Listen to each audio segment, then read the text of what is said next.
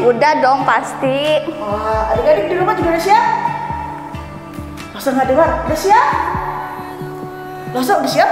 Udah dong pasti. Wah, senang banget kalau hari ini kita memuji Tuhan bersama-sama. Tapi sebelumnya, Lausa mau ngajak adik-adik di rumah untuk doa dulu nih adik-adik. Yuk, kita lipat tangannya.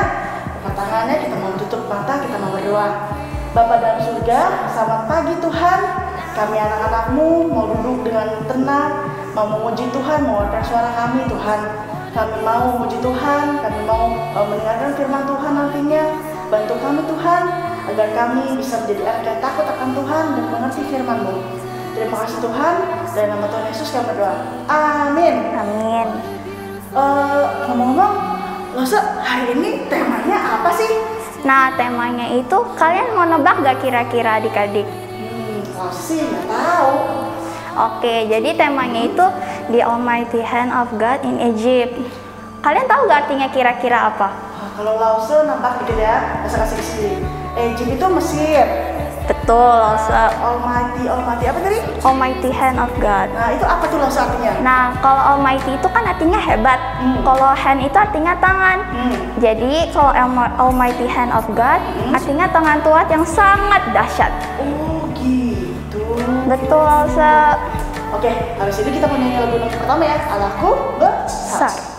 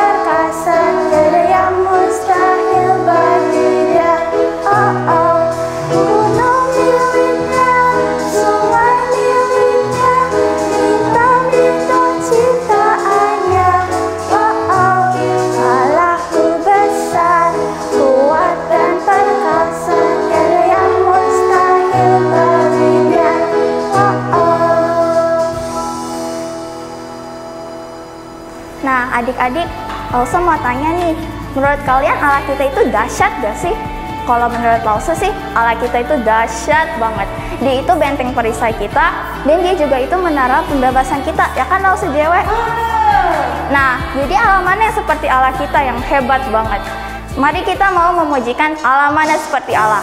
Yuk, kita bagi berdiri semangat, kita memuji ini bersama.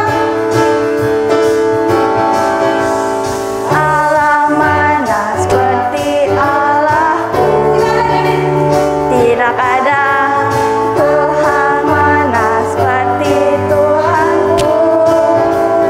Tidak ada benteng perisai, pembebasan bagi saya yang percaya padanya. Allah mana seperti Allahku. Tidak ada Tuhan mana seperti Allahku.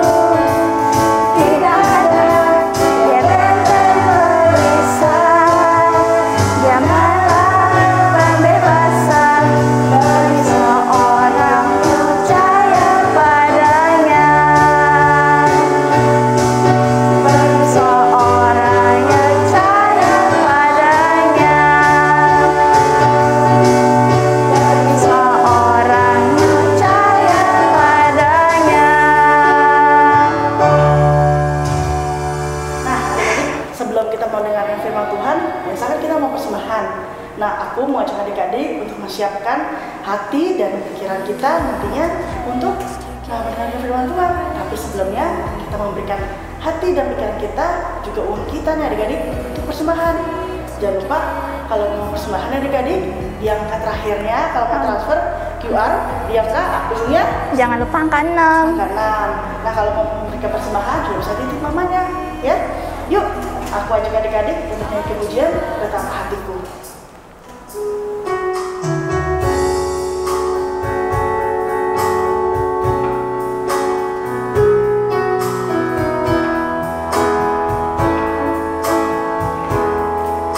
Betapa hatiku berterima kasih Yesus, Kau mengasihiku, Kau memilikiku. Hanya ini Tuhan persembahanku, segenap hidupku, jiwa dan ragaku, sebab tak ku miliki harta kekayaan yang cukup berarti untuk ku persembahkan. Hanya ini Tuhan permohonanku, terimalah Tuhan persembahanku, pakailah hidupku sebagai alatmu seumur hidupku.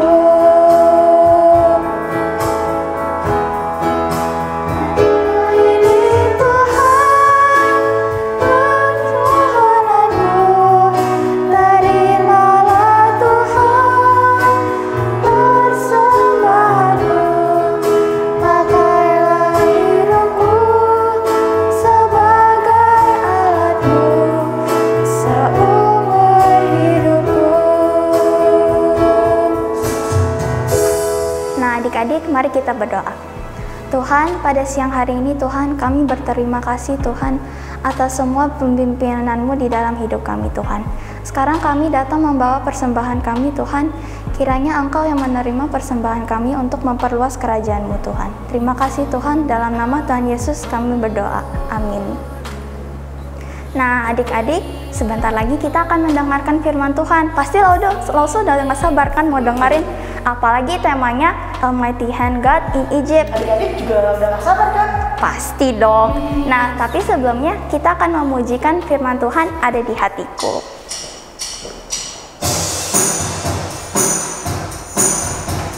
Ku buka Alkitab, lalu ku baca. Srek, srek, srek. Firman Tuhan ada di hatiku, ada di langkahku, ada di hidupku. Bertumbuh, sirami jiwaku, berbuah, berbuah, berbuah, berbuah, berbuah, berbuah, berbuah, berbuah. Firman Tuhan ada di hatiku, ada di langkahku, ada di hidupku. Bertumbuh, sirami jiwaku, berbuah, berbuah, berbuah, berbuah, berbuah, berbuah, berbuah, berbuah.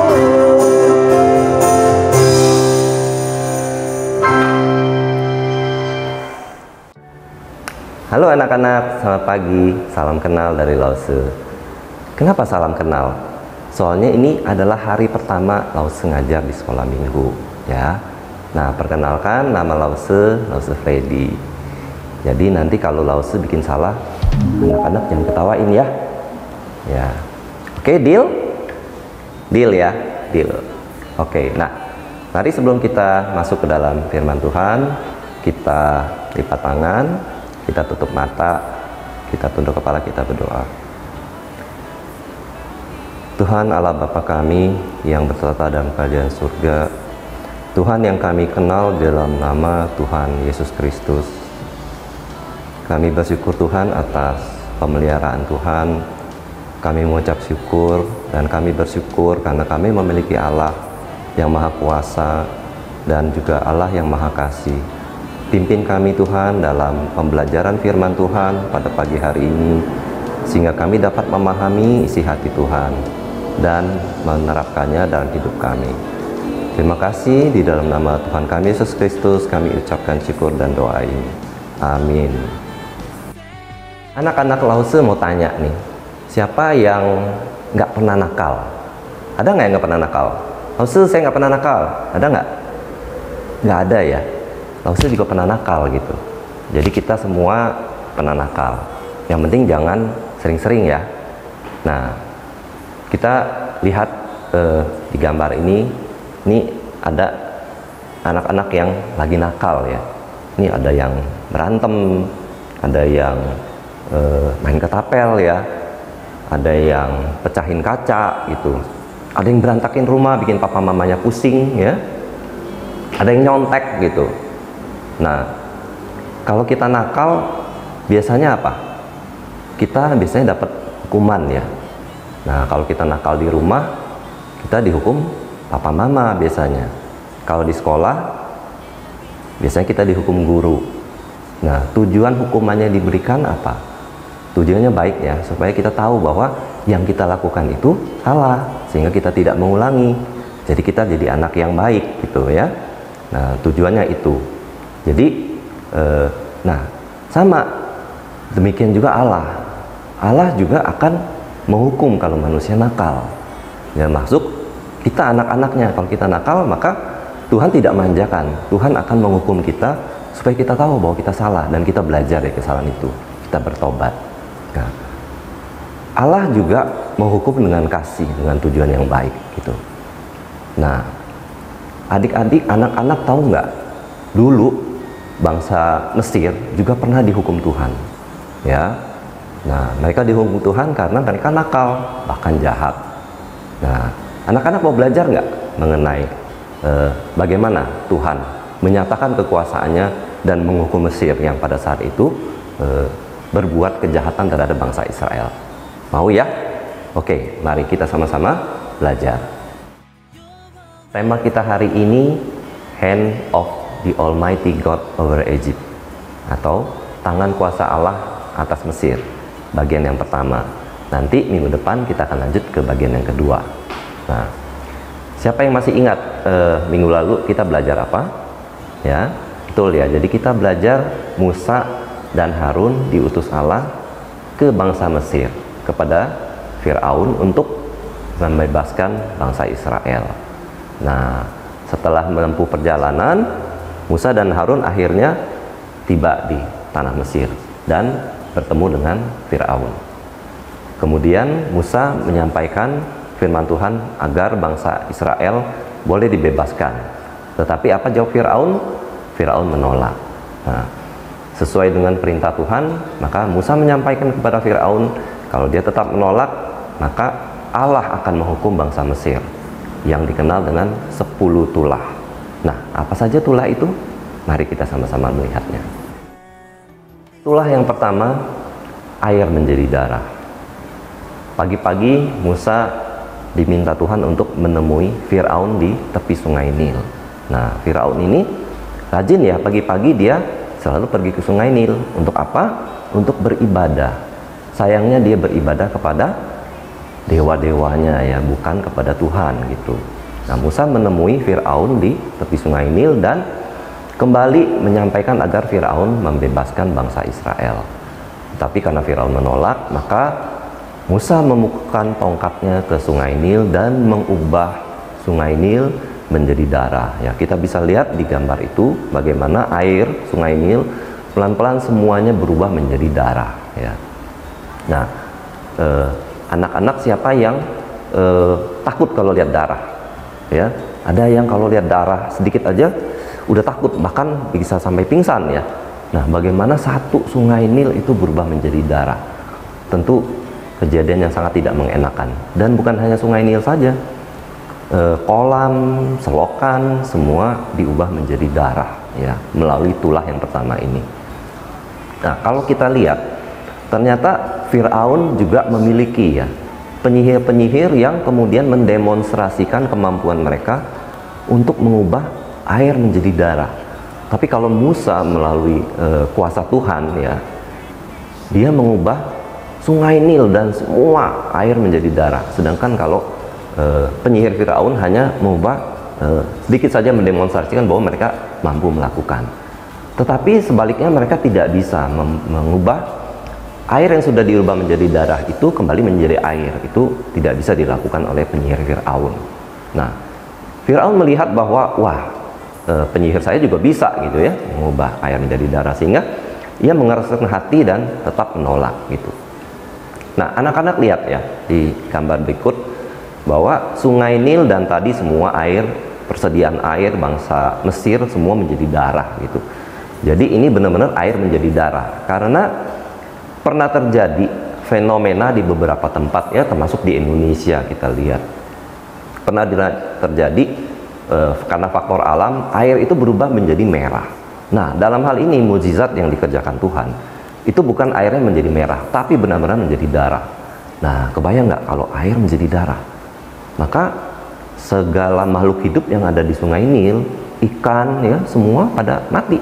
Karena pada mati, maka airnya berbau busuk. Dan kita juga harus tahu bahwa sungai Nil itu merupakan mata pencaharian utama bangsa Mesir. Jadi begitu sungai Nil itu menjadi darah, maka kita bisa bayangkan mereka susah mencari makan, bahkan tidak bisa minum karena semua air menjadi darah. Nah, tapi walaupun dengan kondisi begitu, tetap saja Firaun berkeras dan tidak mau membebaskan bangsa Israel. Ya. Nah, sehingga Tuhan akan melanjutkan dengan tulah yang kedua. Apa itu? Sama-sama kita lihat. Tulah yang kedua, Allah memunculkan katak yang sangat banyak sehingga memenuhi Mesir ya. Nah, kembali penyihir Firaun ingin menunjukkan bahwa mereka juga mampu memunculkan katak ya. Tapi ya memang mereka tidak bisa mendatangkan banyak katak ya. Nah, katak yang sudah dimunculkan oleh Musa itu memenuhi seluruh Mesir, masuk ke istana Firaun dan memenuhi seluruh rumah ya, rumah pegawainya, rumah seluruh rakyat Mesir. Dan bahkan katak-katak ini masuk ke dapur, bahkan sampai ke pembakaran roti. Jadi kalau kita kebayang kita lagi makan gitu, tiba-tiba katak mungkin melompat ke piring kita ya. Jadi sangat menjijikkan gitu. Nah, mereka memanjati Firaun gitu. Jadi akhirnya dengan situasi ini Firaun juga merasa sangat tidak nyaman dan sehingga dia menyerah. Dan dia memanggil Musa dan minta agar Musa berdoa sehingga katak ini boleh disingkirkan dari Mesir.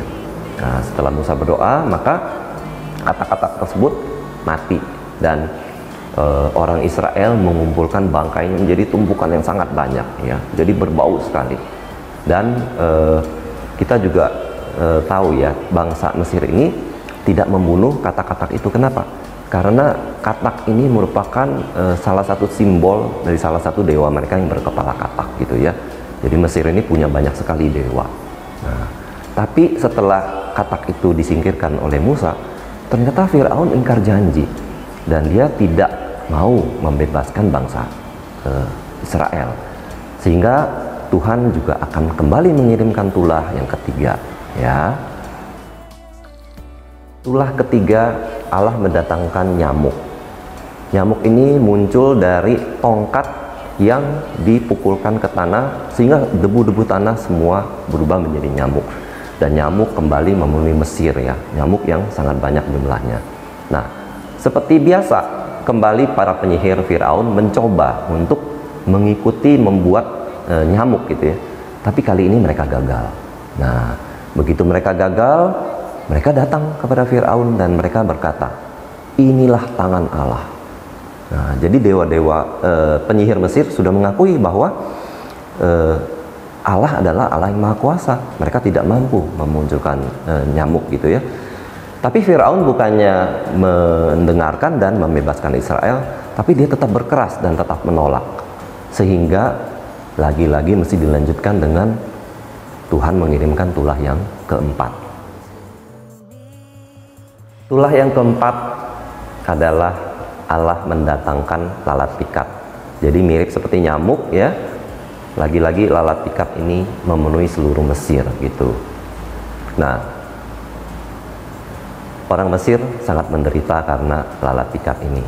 Tetapi perbedaan mulai tulah yang keempat ini ya, Tuhan berkata bahwa aku akan membuat perbedaan antara umatku dan bangsamu, yaitu umat Allah, bangsa Israel dengan bangsa Mesir, di mana mulai tulah keempat ini maka bangsa Mesir yang dihukum Tuhan melalui lalat pikat. Tetapi bangsa Israel yang saat itu tinggal di tanah Gosen di daerah Mesir tidak mendapatkan tulah ini. Jadi di tanah Gosen bebas dari lalat pikat. Nah, anak-anak, kita lihat gambar berikut ini. Jadi ada yang tahu nggak lalat pikat itu seperti apa? Ya, lalat pikat atau disebut horsefly, ya, horse kuda, fly lalat. Ini lalat kuda. Nah, dari namanya kita kebayang ya, lalat ini ternyata adalah lalat yang berukuran besar ya. Ukurannya kira-kira 2,5 cm. Dan lalat ini bukan lalat yang hanya hinggap, tapi dia menghisap darah. Dia menghisap darah pada manusia maupun pada hewan, khususnya yang betina ya. Jadi betapa mengerikan lalat pikat ini. Nah, sehingga akhirnya kembali Firaun menyerah ya. Firaun kembali memanggil Musa dan minta agar pikat ini disingkirkan dari Mesir. Nah, Musa dari pengalaman yang pertama dia berkata kepada Firaun agar hanya janganlah Firaun berlaku curang lagi ya, dengan mengingkari janjinya ya. Nah, sehingga akhirnya Tuhan menyingkirkan pikat ini dari Mesir. Tapi anak-anak tahu ya, kira-kira Firaun membebaskan Israel nggak? Ternyata kembali Firaun ingkar janji dan dia tidak mau membebaskan Israel, sehingga kembali Allah mendatangkan tulah yang kelima. Sebelum Allah mendatangkan tulah kelima, Allah menyuruh Musa kembali menghadap Firaun ya. Apa yang disampaikan Musa? Maka ternakmu yang ada di padang, kuda, keledai, unta, lembu sapi, kambing domba, akan kena tulah Tuhan pada keesokan hari jika Firaun tetap tidak mau membebaskan Israel ya, yakni tulah penyakit sampar yang dahsyat. Nah, apa itu penyakit sampar? Penyakit sampar pada ternak adalah satu penyakit yang sangat mengerikan ya. Penyakit ini sangat ganas dan menyebabkan hewan-hewan dalam hitungan hari akan mati ya. Mati kekurangan cairan gitu. Dan akan dapat membunuh 90% ternak. Jadi kalau orang Mesir punya 100 ekor kambing domba, maka 90 akan mati gitu. Nah, tapi dalam kasus ini yang mati bukan hanya 90, tapi kalau punya 100 maka 100-nya akan mati gitu. Nah, karena Israel tetap menolak, maka keesokan harinya Tuhan mengirimkan tulah itu dan matilah ternak-ternak orang Mesir. Tetapi dari ternak orang Israel tidak ada seekor pun yang akan mati, karena kembali Tuhan mengecualikan bangsa Israel atas tulah yang dikirimkan kepada bangsa Mesir ya. Nah, Firaunnya penasaran ya, dia mengirimkan orang untuk lihat ke tanah Goshen, tempat tinggal bangsa Israel, dan memang betul tidak ada seekor ternak pun dari bangsa Israel yang mati, hanya bangsa Mesir saja. Nah, sampai di sini tulah kelima. Kita akan belajar lanjut di minggu depan, tulah ke-6 sampai dengan tulah ke-10. Nah, anak-anak, kita sudah selesai melihat bagaimana tangan kuasa Allah bekerja dalam mendatangkan tulah-tulah kepada bangsa Mesir. Kira-kira apa yang kita bisa pelajari dari kejadian ini ya? Nah, minimal ada 3 hal yang kita bisa pelajari. Yang pertama, bahwa Allah adalah the Almighty God, Allah yang Maha Kuasa. Jadi tadi kita mendengar bahwa Mesir ini punya banyak dewa. Konon Mesir kuno itu punya sampai 2000 orang dewa ya. Tapi ternyata tidak bisa dibandingkan dengan Allah ya, Allah Israel. Jadi mereka tidak punya kuasa untuk melawan Allah. Jadi hanya Allah satu-satunya yang punya kekuasaan yang luar biasa. Ya, tadi kita lihat bagaimana tulah-tulah itu begitu luar biasa menimpa bangsa Mesir dan tetapi bisa dikecualikan dari Israel. Nah, sehingga kita melihat bahwa ada hal yang kedua, yaitu Allah mengasihi umatnya. Jadi Israel tidak ikut dihukum seperti Mesir, tapi mereka dikecualikan gitu. Nah, kita di sini melihat bahwa Allah peduli dengan umatnya dan Allah campur tangan dalam setiap hal yang kita alami dalam hidup kita, ya. Allah menyertai kita, baik di dalam keluarga, di sekolah, di lingkungan, ya. Allah campur tangan, ya. Nah, sehingga hal ketiga, kita belajar untuk apa?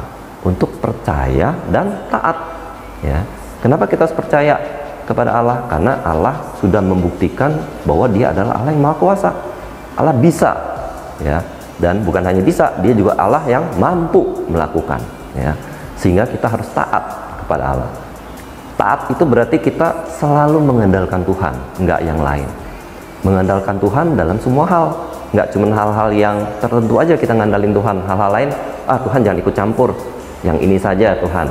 Tidak begitu, ya. Kita mesti mengandalkan Tuhan dalam setiap hal itu. Nah, itu yang Tuhan kehendaki, yaitu kita selalu menuruti perintah Tuhan, karena Tuhan mengasihi kita, sehingga kita tidak usah takut untuk mengikuti apa yang Tuhan inginkan.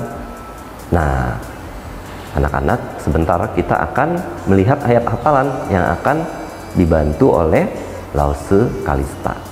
Oke, mari sama-sama kita menghafalkan ayat ini. Oke anak-anak, kita bangkit berdiri yuk. Ada yang bisa bantu Lause nggak? Ayat hafalan minggu lalu dari mana? Ada yang inget nggak? Nah, benar itu dari Yesaya.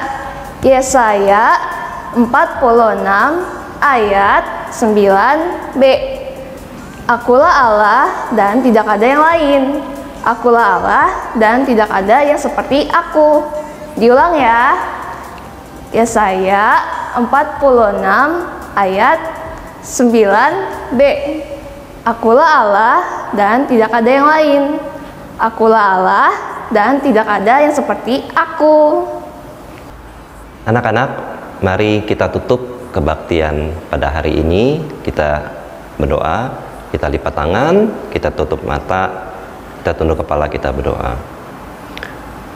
Tuhan Allah Bapa kami yang di surga, Tuhan yang kami kenal dan kami sembah dalam nama Tuhan Yesus. Terima kasih Tuhan, hari ini kami boleh belajar mengenal Engkau lebih dalam. Kami boleh melihat bahwa sungguh hanya Tuhan Allah yang Maha Kuasa, dan Tuhan juga yang Maha Kasih. Tuhan yang mengasihi kami semua, anak-anak-Mu. Tuhan, kiranya Engkau senantiasa terus mengajar kami lebih mengenal Engkau, dan kami dapat mengaplikasikan apa yang kami pelajari hari ini di dalam kehidupan kami. Tuhan sertai kami selalu, berkati kami. Terima kasih Tuhan, di dalam nama Tuhan kami Yesus Kristus, kami naikkan doa dan ucapan syukur ini. Yang percaya katakan, amin. Adik-adik, udah siap belum kita mau ngapain? Nah, seperti yang kalian tunggu-tunggu, hari ini kita bakal kuis. Nah, gampang banget. Hari ini kita nggak perlu macam-macam. Cukup siapkan selembar kertas dan bolpen atau pensil, atau apapun deh yang bisa kalian bisa buat pakai tulis. Langsung tunggu kalian ambil dulu ya. Udah nih, oke. Gampang banget. Hari ini cuma 5 pertanyaan. Apa aja? Nggak jauh-jauh dari kuis yang kita bakal lakukan adalah menanyakan ada 5 gambar, yaitu 5 tulah adik-adik. Kalian tinggal tulis nomor 1 apa, 2 apa, 3 apa, 4 apa, 5 apa. Nanti setelah itu kita cek jawabannya bersama-sama ya adik-adik. Yuk, kita mulai dari nomor 1. Ada yang tahu Lause punya gambar apa? Tada! Nah, tunggu, perhatikan baik-baik. Apa ya ini? Tulah nomor berapa ya? Udah? Gampang. Lause kasih kodenya dikit ya. Aduh. Aduh. Nah, gampang kan? Oke. Yang berikutnya adik-adik ini. gampang. Udah siap?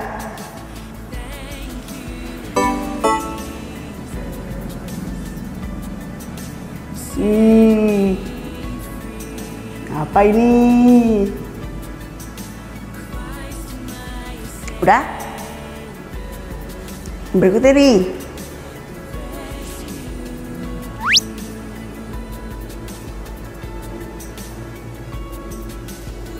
Udah?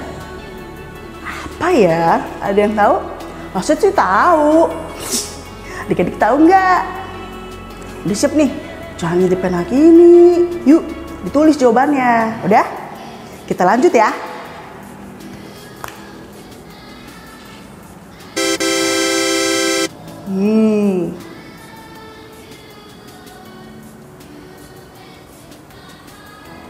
Gampang kan? Dan pertanyaan terakhir nih. Paling gampang menurut Lause.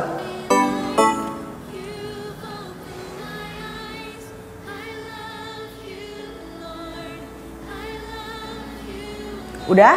Jawabannya semua udah ditulis? Kita mau cek bersama-sama ya.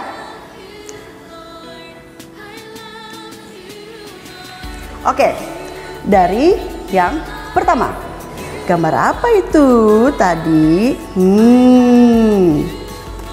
Lause tadi yang ini dulu kan. Apa itu? Dia tulah ketiga, yaitu nyamuk. Bener gak jawabannya? Adik-adik pasti bener jawabannya. Yuk, kita lanjut lagi. Tadi apa ya? Ini nih, tulah keberapa?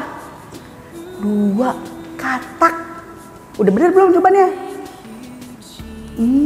Masih bener ya? Berarti kita coba ini yang ketiga nih ya. Masih bener gak adik-adik nih?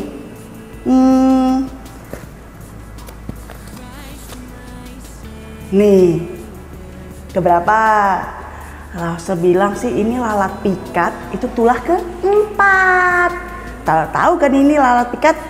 Masih benar jawabannya? Wah, hebat adik-adik. Kita lanjut ya. Masih ada 2 lagi nih. Masih bener gak jawabannya nih? Ini nih. Yaitu penyakit sampar di tulah ke berapa? Kelima. Bener banget. Wah, adik-adik. Maka Lause sih bilang kalau kalian dengerin firman Tuhan baik-baik, kalian bisa jawab semua pertanyaan yang tadi. Nah, yang terakhir nih, paling gampang menurut Lause. Apa ini ya? Nih. Kuncinya di sini nih adik-adik, warna merah, yaitu air berubah menjadi darah. Tulah keberapa? 1. Wah, adik-adik gampang kan kuis kali ini? Nah, sampai jumpa berikutnya.